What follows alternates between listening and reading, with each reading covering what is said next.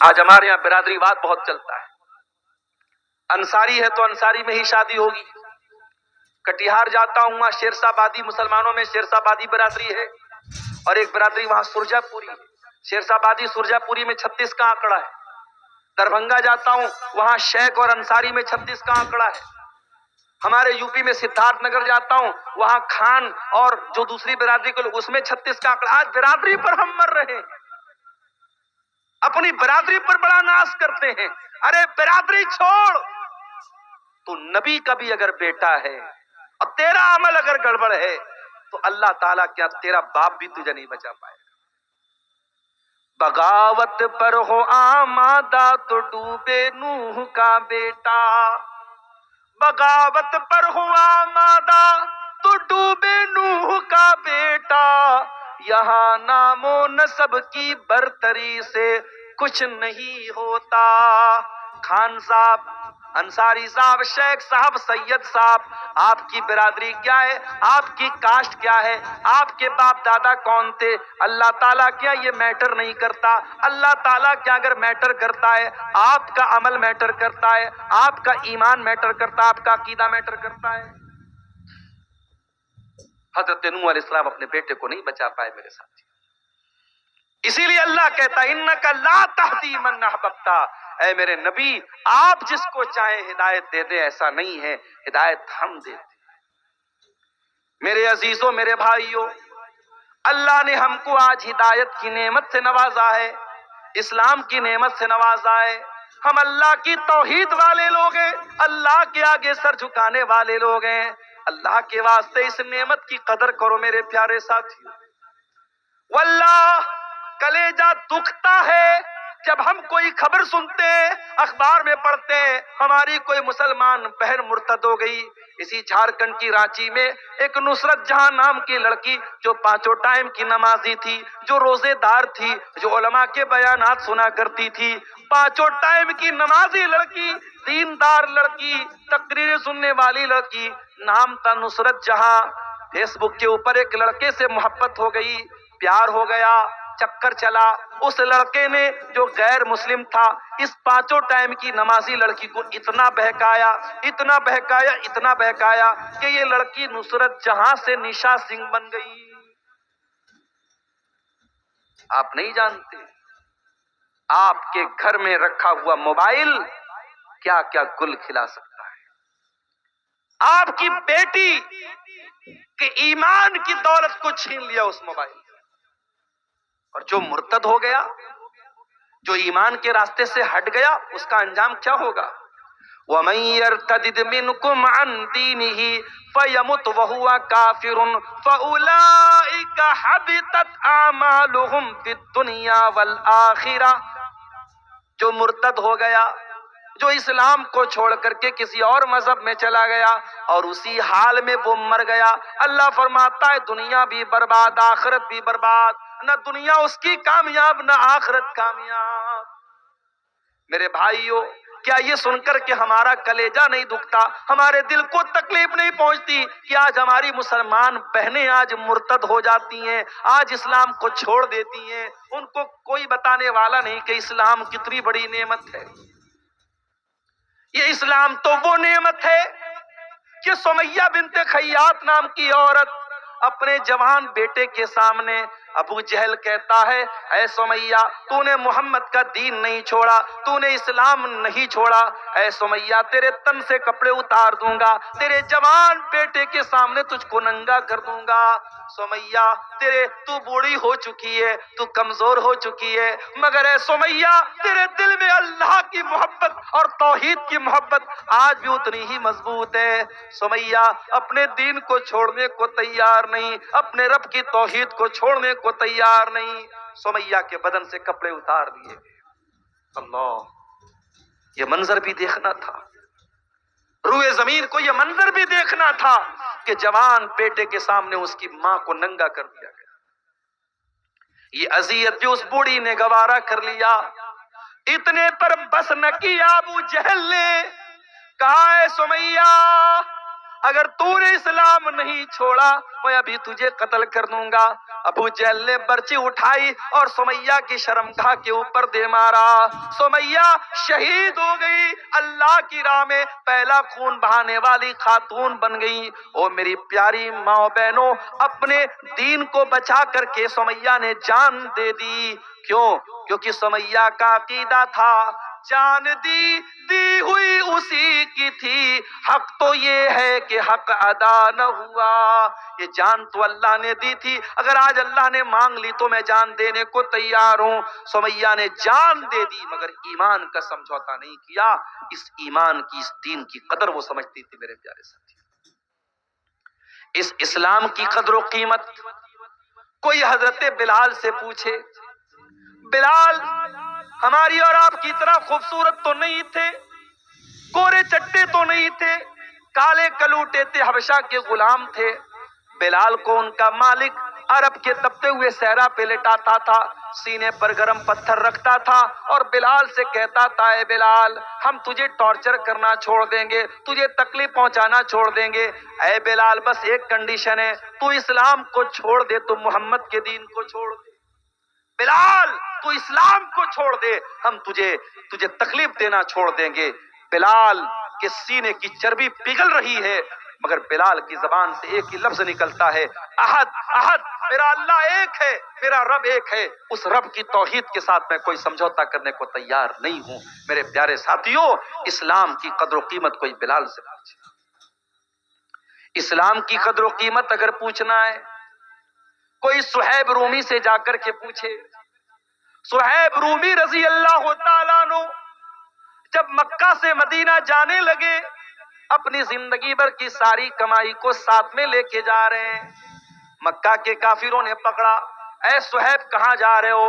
کہا میں مدینہ جا رہا ہوں، اپنے نبی کے شہر جا رہا ہوں۔ مکہ والوں نے کہا، اے صہیب اپنے ساتھ کیا لے کے جا رہے ہو؟ کہا اپنا دھن دولت لے کے جا رہا ہوں، اپنا روپیہ پیسہ لے کے جا رہا ہوں۔ مکہ والوں نے کہا، اتیتنا سلوکن لا مال لک، اے صہیب جب تم مکہ میں آئے تھے تمہارے پاس پھوٹی کوڑی نہیں تھی، آج ساری دولت لے کر کے مدینہ جانا چاہتے ہو، اے صہیب ہم تمہیں جانے نہیں دیں گے۔ کہا پھر کیا کرو گے؟ کہا مال دے کر کے جانا پڑے گا۔ صہیب رومی رضی اللہ تعالیٰ عنہ نے زندگی بھر کی کمائی ایک سیکنڈ کی دیر کیے بغیر مکہ کے کافروں کے حوالے کر دی اور خالی ہاتھ مدینہ پہنچے۔ مکہ سے مدینہ 480 کلومیٹر کا سفر طے کیا اور مدینہ پہنچے۔ اللہ کے پیارے نبی فجر کی نماز پڑھا رہے تھے، صہیب رومی گئے اور نماز میں شامل ہو گئے۔ نبی نے سلام پھیرا، سامنے صہیب رومی نظر آ گئے۔ نبی کھڑے ہوئے، صہیب کو گلے لگایا، صہیب کو گلے لگایا اور گلے لگا کر کے ابھی صہیب نے کچھ بتایا نہیں ہے، ابھی صہیب کچھ بولے نہیں ہے۔ نبی نے فرمایا، اے صہیب مجھے اللہ کی طرف سے سب بتا دیا گیا ہے، مجھے خبر دے دی گئی ہے۔ اے صہیب ربحت البیع ربحت البیع، اے صہیب تو نے بڑے فائدے کا سودا کیا ہے، تو نے بڑے منافع کا سودا کیا ہے۔ وہ اسلام ہمیں ملا ہے میرے پیارے ساتھی، جس اسلام کو پانے کے لیے صحابہ نے اپنی جانیں دے دی، اپنا سب کچھ قربان کر دیا، وہ فوکٹ میں ہمیں ملا ہے، فری میں ملا ہے، اس لیے ہمیں اس اسلام کی قدر نہیں معلوم ہے میرے پیارے ساتھی۔ میرے پیارے عزیزو، اللہ قرآن کے دوسرے پارے میں کہتا ہے، یا ایھا الذین آمنوا ادخلوا فی السلم کافہ، اے ایمان والو اسلام میں پورے کے پورے داخل ہو جاؤ، ولا تتبعوا خطوات الشیطان، اور اے ایمان والو شیطان کے راستے پر مت چلو، پورے داخل ہو جاؤ۔ آج ہم پورے داخل نہیں ہیں، معاف کیجیے۔ او میری پیاری ماں بہنوں، بہت تقریریں سننے کا جذبہ آپ کے اندر ہے، اپنے گھر بار کو چھوڑ کر کے جلسے میں آئی ہو، پنڈال میں آئی ہو۔ اگر آپ تقریر تو سنتی ہو، قرآن تو سنتی ہو، نبی کی حدیثوں کو تو سنتی ہو، لیکن اگر آپ اسلام کی بات نہیں مانتی ہو، پردہ نہیں کرتی ہو، حیا نہیں کرتی ہو، شوہر کی بات نہیں مانتی ہو، اپنی عزت کا خیال نہیں کرتی ہو، تو معاف کرنا میری بہنوں، آپ اسلام میں پوری کی پوری داخل نہیں ہیں۔ اللہ کہہ رہا ہے ادخلوا فی السلم کافہ، اسلام میں پورے کے پورے داخل ہو جاؤ۔ نبی کے زمانے میں ایک عورت آتی ہے، اللہ کے نبی کے پاس جب عورتیں آتی تھی بیعت کرنے کے لیے، اللہ کے نبی پردے کے اس پار ہوتے تھے، اس پار عورتیں ہوتی تھیں۔ وہ عورت بیعت کر رہی ہے، اللہ کے نبی کے اوپر بیعت کر رہی ہے، نبی پردے کے اس پار، عورت اس پار ہے۔ اللہ کے نبی کہتے ہیں چلو بیعت کرو، اللہ کے ساتھ شرک نہیں کرو گی۔ کہتی ہے میں وعدہ کرتی ہوں اللہ کے ساتھ شرک نہیں کروں گی۔ پھر نبی کہتے ہیں وَلَا يَسْرِقْنَا، چوری نہیں کرو گی۔ کہتی ہے میں چوری نہیں کروں گی۔ پھر نبی فرماتے وَلَا يَزْنِينَ، زنا نہیں کرو گی۔ جب زنا کا نام سنا، اس لڑکی نے، اس عورت نے جلدی سے اپنے سر پہ ہاتھ رکھ لیا اور کہا کہ اے اللہ کے نبی، کیا کوئی عزت دار عورت یہ کام بھی کر سکتی ہے؟ حضرت عائشہ کہتی ہیں اللہ کے نبی کو جب پتا چلا کہ زنا کا نام سن کر کے اس عورت نے جلدی سے اپنے چہرے پر، اپنے سر پر ہاتھ رکھ لیا اور کہا کہ کیا کوئی عزت دار عورت زنا بھی کر سکتی ہے؟ نبی کو اس عورت کی یہ ادا بہت پسند آئی کہ وہ عورت اتنی عزت دار عورت ہے، اتنی پاک دامن عورت ہے کہ زنا کا لفظ سن کر کے اس نے کہا کہ نہیں، ایک عزت دار عورت تو یہ کام نہیں کر سکتی۔ آج حالات اتنے برے ہیں میرے پیارے ساتھی، آج پاک دامن مردوں اور عورتوں کو تلاش کرنا مشکل ہو رہا ہے۔ بدکاری اتنی پھیل رہی ہے، زناکاری اتنی پھیل رہی ہے، حرام رشتے اتنے پنپ رہے ہیں کہ آج پاک دامنی کو تلاش کرنا مشکل ہو رہا ہے۔ میں مردوں سے بھی کہوں گا، میں اپنی ماں بہنوں سے بھی کہوں گا ادخلوا فی السلم کافہ، اسلام میں پورے کے پورے داخل ہو جاؤ، اپنی شرمگاہ کی حفاظت کرو، اپنی عزت کی حفاظت کرو۔ اللہ کے پیارے نبی فرماتے ہیں من یضمن لی ما بین لحیہ وما بین رجلیہ اضمن لہ الجنہ، دو چیزوں کی گارنٹی دے دو، ایک زبان کی گارنٹی دے دو، ایک شرمگاہ کی گارنٹی دے دو، میں تمہیں جنت کی گارنٹی دیتا ہوں۔ اللہ کے پیارے نبی یہاں تک فرماتے ہیں، یہاں تک فرماتے ہیں کہ ہر انسان کے مقدر میں زنا کا حصہ لکھا ہوا ہے۔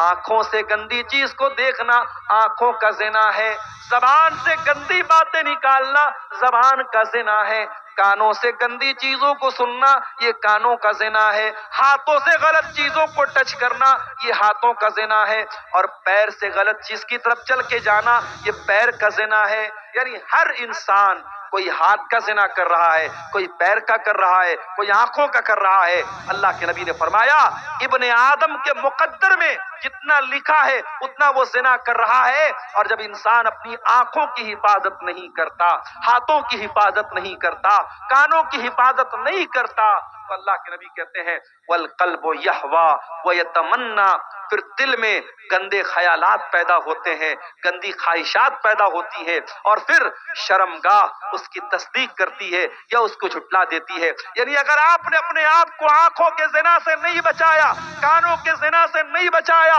زبان کے زنا سے نہیں بچایا، تو اصل زنا سے بچانا بھی مشکل ہو جائے گا۔ میرے نوجوان بھائیوں، آج سب کے ہاتھ میں موبائل ہے، سب کے ہاتھ میں سوشل میڈیا ہے، سب کے ہاتھ میں انٹرنیٹ ہے۔ آج نبی کی اس حدیث کو سمجھنے کی ضرورت ہے، اور میں پھر وہی آیت پڑھتا ہوں ادخلوا فی السلم کافہ، اسلام میں پورے کے پورے داخل ہو جاؤ۔ اور آگے بڑھیے، شادی بیاہ کو دیکھ لیجیے، چاہے آپ کے جھارکھنڈ کے اس علاقے کی انصاری سماج کے لوگ ہوں، چاہے آپ بنگال میں چلے جائیں، بنگال کو دیکھ لیجیے، آپ بہار چلے جائیں، بہار میں شیرشاہ آبادی برادری کے لوگوں کو دیکھ لیجیے، شادی بیاہ میں بہت ساری حرام چیزیں آج ہمارے سماج میں چل رہی ہیں۔ جہیز چل رہا ہے، کہیں بارات چل رہی ہے، کہیں باقاعدہ لڑکی والوں سے باقاعدہ لمبی چوڑی ڈیمانڈ کی جا رہی ہے۔ ہمارے ایک ساتھی ہیں، ہمارے ساتھ ٹیچر ہیں، بہار کے رہنے والے ہیں، 8-9 لڑکیاں ہیں ان کی، بیچارے پوری عمر ان کی گزر، ابھی ریٹائر ہونے والے 2-3 سال میں، ابھی بھی کئی لڑکیوں کی شادی باقی ہے. ایک لڑکی کا رشتہ لگا، اگلے دن مدرسے میں آئے، میں نے کہا ماسٹر صاحب مبارک ہو، آپ کی بیٹی کا رشتہ لگ رہا ہے. کہا کہ شیخ صاحب رشتہ تو لگ رہا ہے، خوشی کی بات ہے، مگر دکھ کی بات یہ ہے لڑکے نے 5 لاکھ کی ڈیمانڈ کی ہے. میں نے کہا لڑکا کرتا کیا ہے؟ کہا کہ لڑکا راجگیر کا کام کرتا ہے، مستری کا کام کرتا ہے، گھر مکان بنانے والا مستری کا کام کرتا ہے. غور کرو یہ حالات ہیں. وہ تو ماسٹر صاحب تھے، سرکاری ٹیچر تھے، ان کو چلو ان کے پاس کہیں نہ کہیں سے پیسے کا انتظام تھا. جس غریب کے پاس انتظام نہیں ہے وہ بیچارہ اپنا کھیت بیچ کر، اپنی زمین بیچ کر، بینک سے قرضہ لے لے کے اپنی لڑکیوں کی شادی کر رہا ہے. او لوگوں کب تمہاری آنکھیں کھلے گی؟ کب ہوش آئے گا؟ پانی سر سے اوپر جا چکا ہے.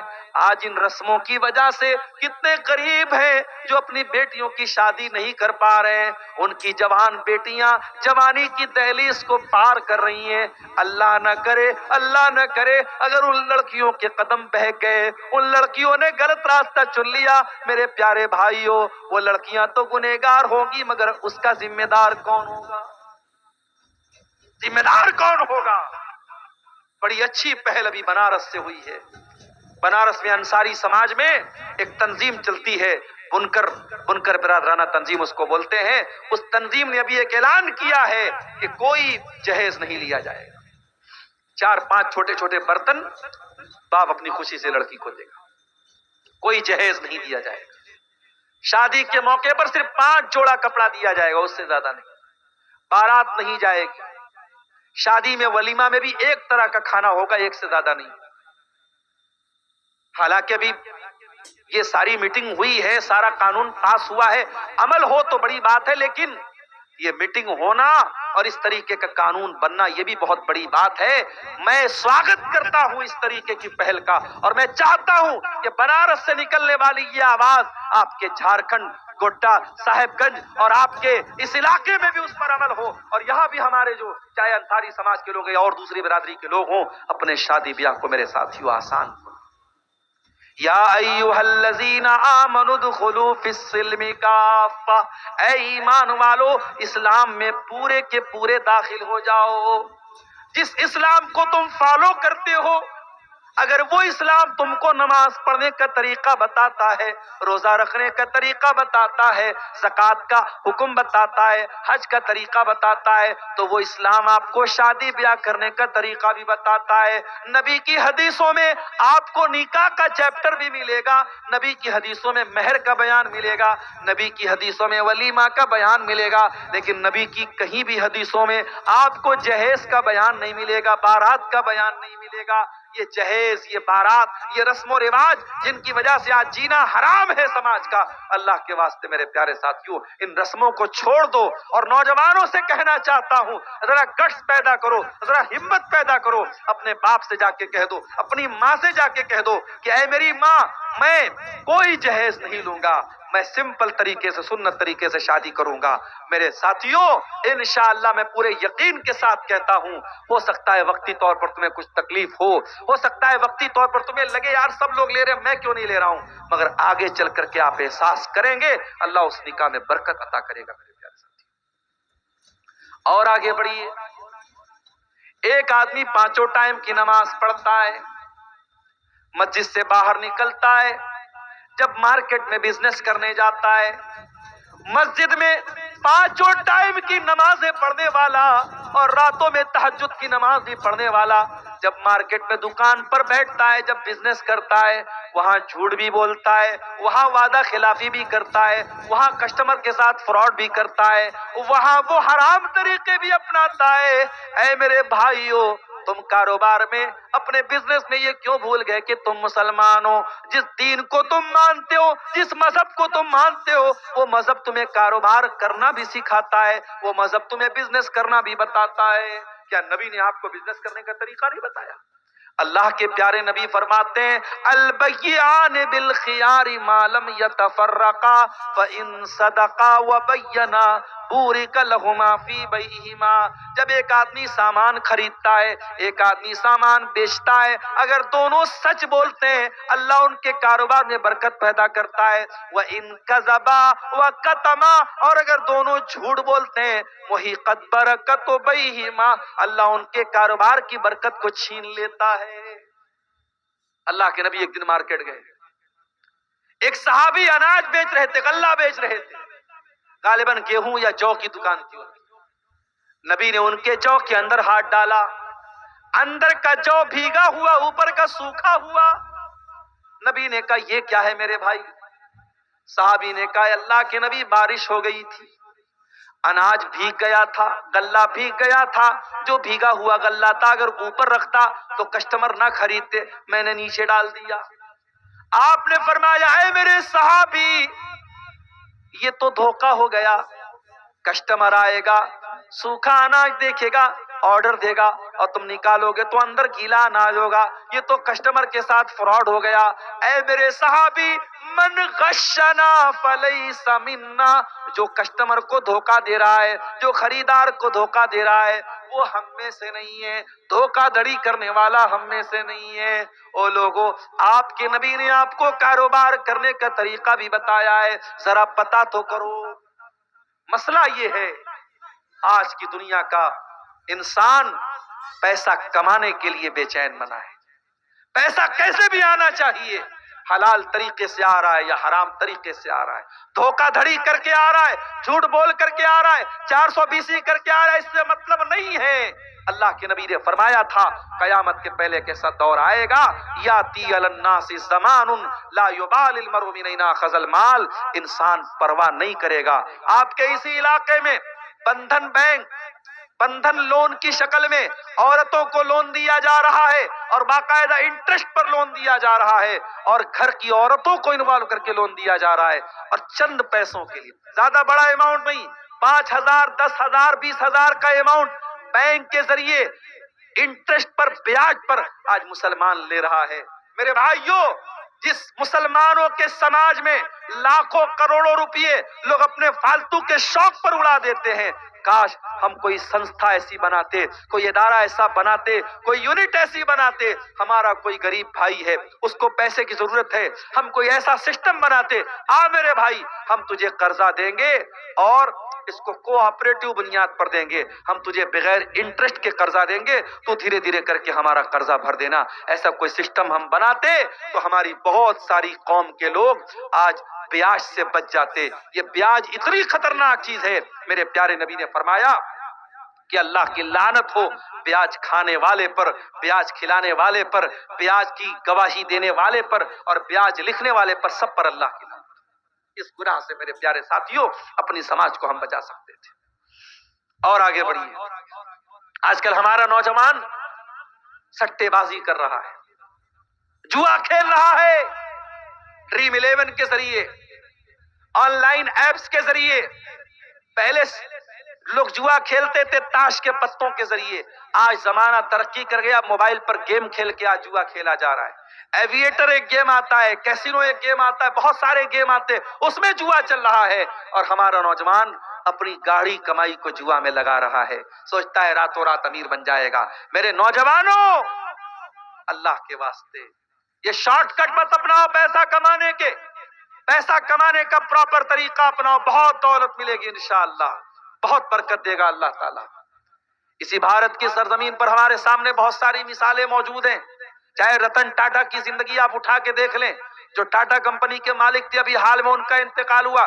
چاہے وپرو کمپنی کے عظیم پریم جی کی زندگی کو آپ پڑھ لیں، چاہے ریلائنس کمپنی کے فاؤنڈر دھیرو بھائی امبانی کی زندگی پڑھ لیں، یہ جتنے بڑے بڑے کاروباری ہیں ان کی زندگیوں کو آپ اٹھا کے دیکھیں. انہوں نے گراؤنڈ سے شروعات کی تھی، زمین سے شروعات کی تھی، کسی چھوٹے بزنس سے شروعات کی تھی، محنت کرتے رہے، ایمانداری سے لگے رہے، اپنے دماغ کا صحیح استعمال کرتے رہے اور اپنے کاروبار کو بہت آگے لے کر کے گئے. میرے پیارے ساتھیوں، آپ حلال طریقے سے بہت پیسہ کما سکتے ہو، حرام طریقے سے کما کر کے اپنی آخرت کو برباد مت کرو میرے پیارے ساتھی. اور آگے بڑھیے، ادخلوا فی السلم کافہ، اسلام میں پورے کے پورے داخل ہو جاؤ۔ ہم نے یہ سمجھا نماز پڑھ لیا بس ہو گئے مسلمان، مسلمان کے گھر میں پیدا ہوئے، ختنہ کرا لیا، سر پہ ٹوپی لگا لیا، لنگی پہننے لگے، ہو گئے مسلمان۔ نہیں میرے پیارے ساتھیوں، اسلام پوری زندگی، پوری لائف اسٹائل کا نام ہے۔ اسلام اس پر بھی لاگو ہوتا ہے، آپ اپنی بیوی کے لیے شوہر کیسے ہیں، آپ اپنے بچوں کے لیے باپ کیسے ہیں، آپ اپنے پڑوسی کے لیے پڑوسی کیسے ہیں۔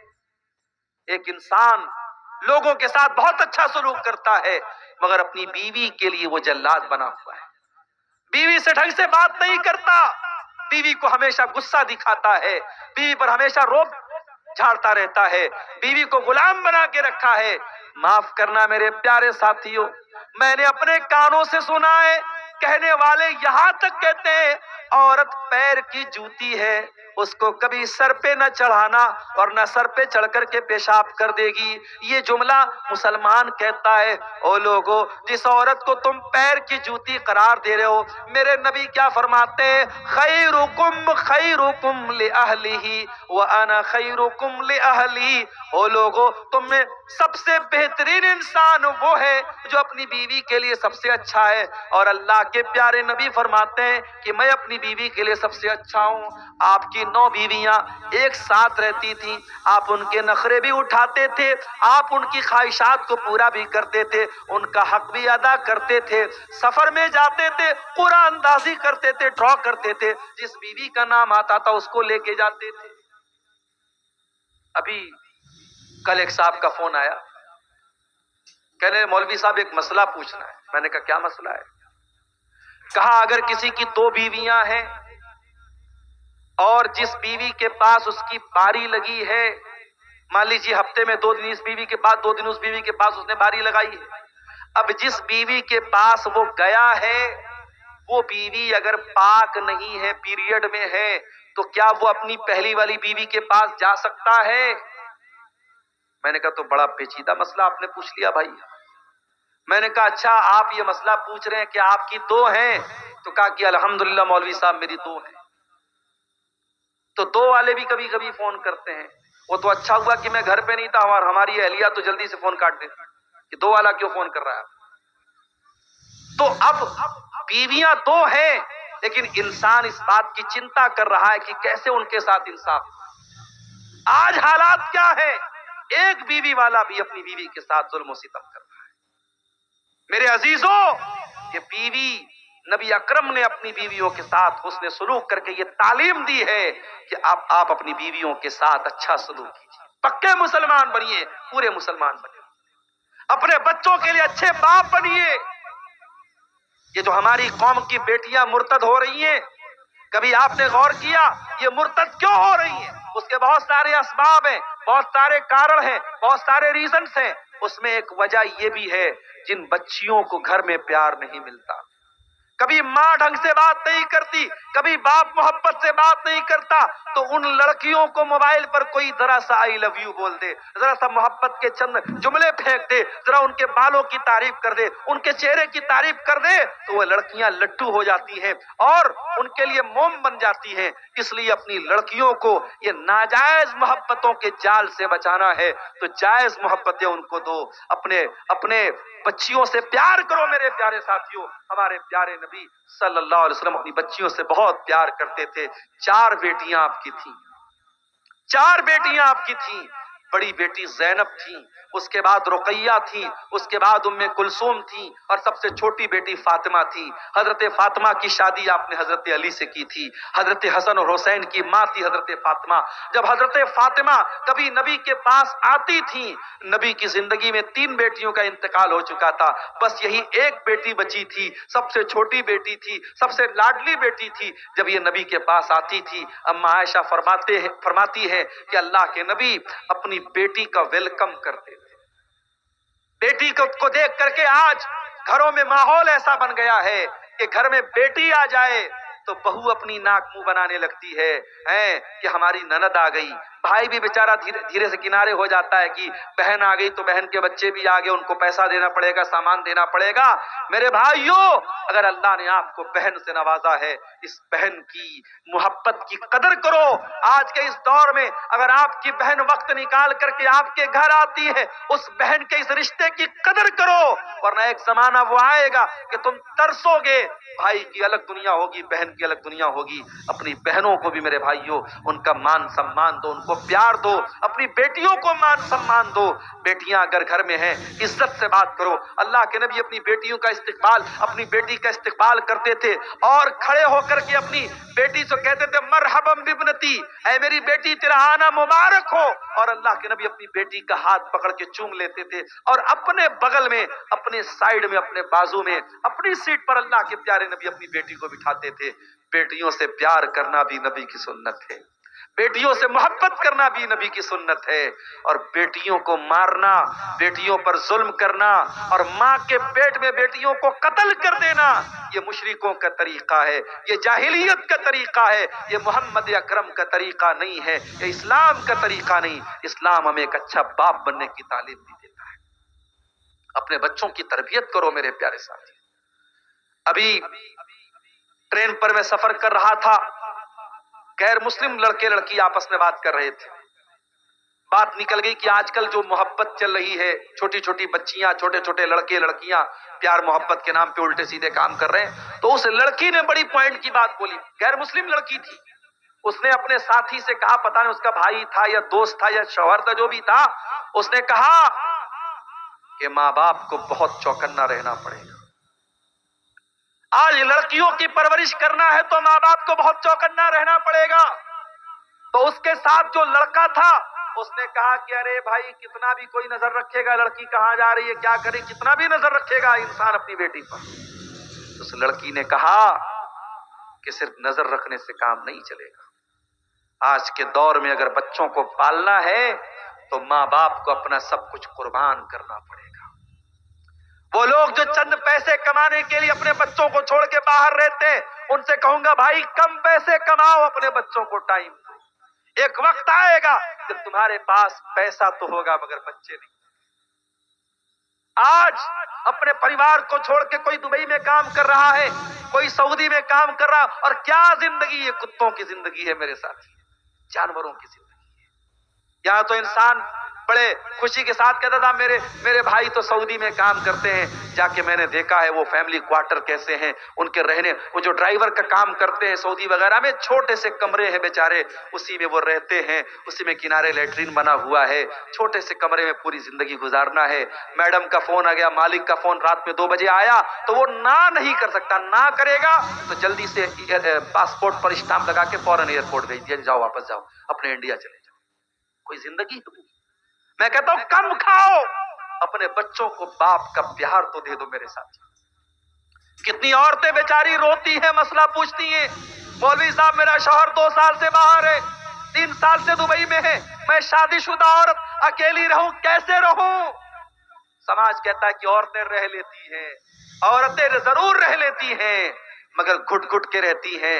اور اس میں بہت ساری ایسی عورتیں بھی ہیں, گھر میں جوائنٹ فیملی سسٹم ہے, دیور بھی رہتا ہے, جیٹ بھی رہتا ہے, کزنز بھی رہتے ہیں, شوہر باہر رہ رہا ہے, کتنے گھروں میں حرام رشتے پنپتے ہیں.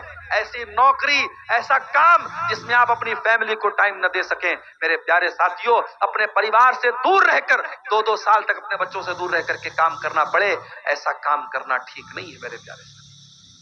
اور اسی لیے میں تقریروں میں یہ بات کہتا ہوں کہ ہمارے مدرسوں میں جو مولوی لوگ پڑھاتے ہیں, اساتذہ جو پڑھاتے ہیں, ان اساتذہ کے لیے, ان معلمین کے لیے بھی فیملی کوارٹر کا انتظام ہونا چاہیے. جو قوم اپنے کھانے پینے پر لاکھوں کروڑوں خرچ کر سکتی ہے, کیا اپنے قوم کے بچوں کو پڑھانے والے ٹیچروں کے لیے فیملی کوارٹر کا انتظام نہیں کر سکتی؟ یہ کون سی زندگی ہے کہ ایک ٹیچر مدرسے میں پڑھا رہا ہے, 6 مہینے پر اس کے مدرسے کی چھٹی ہوتی ہے, 6 مہینے میں ایک بار بیچارہ اپنی بیوی کے پاس جاتا ہے. کیا اس کی بیوی کو اپنے شوہر کے ساتھ رہنے کا حق نہیں ہے؟ کیا اس کے بچوں کو اپنے باپ کے ساتھ رہنے کا حق نہیں ہے؟ کتنی مسجدیں ہیں امام صاحب کے رہنے کے لیے بالکل چھوٹا سا حجرہ دیا جاتا ہے. بیچارے امام صاحب اگر پورا پیر پھیلا کے سو جائیں تو ایک سر دیوار میں لڑ رہا ہے اور دوسرا پیر دیوار میں لڑ رہا ہے. اتنا چھوٹا سا کمرہ امام صاحب کو رہنے کے لیے دیا جاتا ہے. ارے تو اپنی بلڈنگوں میں آرام سے رہے, اپنے بچوں کے ساتھ آرام سے رہے, اپنی بیوی کے ساتھ آرام سے رہے, اور تیری مسجد کا امام بیچارہ اپنی بیوی سے دور رہے, اپنے بچوں سے دور رہے. میرے پیارے ساتھیوں, یہ مسئلے ہیں جن پر ہمیں غور کرنے کی ضرورت ہے, جن کا حل نکالنے کی ضرورت ہے.